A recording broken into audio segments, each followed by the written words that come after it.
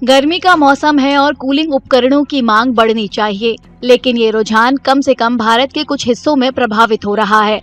देहरादून में व्यापारी इसके दो प्रमुख कारण बता रहे हैं। एक तो पश्चिम एशिया संकट, जिसने वैश्विक तेल आपूर्ति को बाधित किया है और कच्चे माल की लागत में वृद्धि की है, और इस साल गर्मी में अनिश्चित मौसम। अचानक और रुक रुक कर होने वाली बारिश से तापमान गिर जाता है और पश्चिम एशिया संकट के कारण कूलर और एयर कंडीशनर की बिक्री प्रभावित हुई है। अगर जो हम सीजन को देखते हैं जिस हिसाब से डिमांड बढ़नी चाहिए तो उस हिसाब से डिमांड नहीं बढ़ी है, बट डिमांड हाँ थोड़ी बढ़ी है।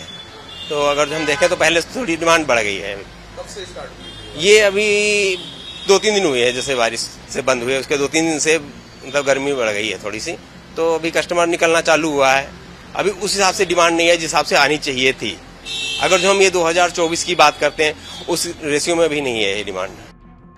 भारतीय मौसम विज्ञान विभाग के देहरादून के निदेशक ने मौसम को लेकर व्यापारियों की राय की पुष्टि की है। इस गर्मी में अप्रैल और मई दोनों महीनों में सामान्य से अधिक बारिश हुई है। हमारा जो रेनफॉल है वो एवरेज से नॉर्मल से ज्यादा ही रहा है। अभी सीजन एज ए होल 20-21% के आसपास प्लस में चल रहा है। अप्रैल में 40% प्लस था।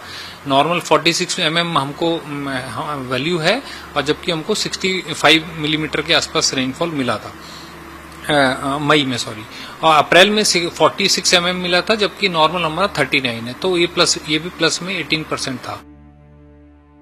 व्यापारियों का ये भी कहना है कि जीएसटी दरों में कमी से ग्राहकों को जो लाभ मिलना चाहिए था वो पश्चिम एशिया संकट के कारण कच्चे माल की लागत में वृद्धि से बेअसर हो गया।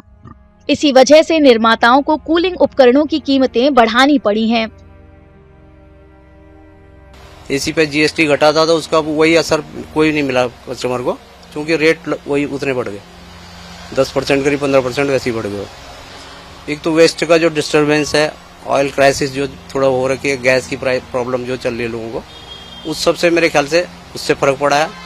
और दूसरा ये सडन जैसे एकदम सीजन भी वो कर रहा है, मतलब रेगुलर सीजन नहीं है, एकदम धूप, फिर मौसम कैसा था, अभी तक बारिशें पड़ रही थी, उसकी वजह से भी हो जाता है। ईंधन की कीमतों में हाल की बढ़ोतरी से दबाव और बढ़ने की संभावना है। व्यापारियों का कहना है कि परिवहन लागत में इजाफे के रूप में इसके प्रभाव पहले से ही दिखाई दे रहे हैं। फ्यूल प्राइसेस की वजह से बस यही होगा हमारा तो, कि ट्रांसपोर्टेशन हमें महंगी पड़ेगी। ऑब्वियस ही बात है, जब एक तो रॉ मटेरियल का कॉस्ट है वो बढ़ गया। रॉ मटेरियल का कॉस्ट बढ़ने के साथ साथ अब जब फ्यूल प्राइसेस बढ़ेंगे, अब माल भी हम मंगाएंगे, तो माल जब हम मंगाएंगे तो ट्रांसपोर्टेशन से ही मंगाएंगे। अब फ्यूल प्राइसेस बढ़ेंगे तो किराया भी बढ़ेगा। तो सारी चीजें हैं ना जी, एक से रिलेटेड। बिल्कुल बढ़ा है जी।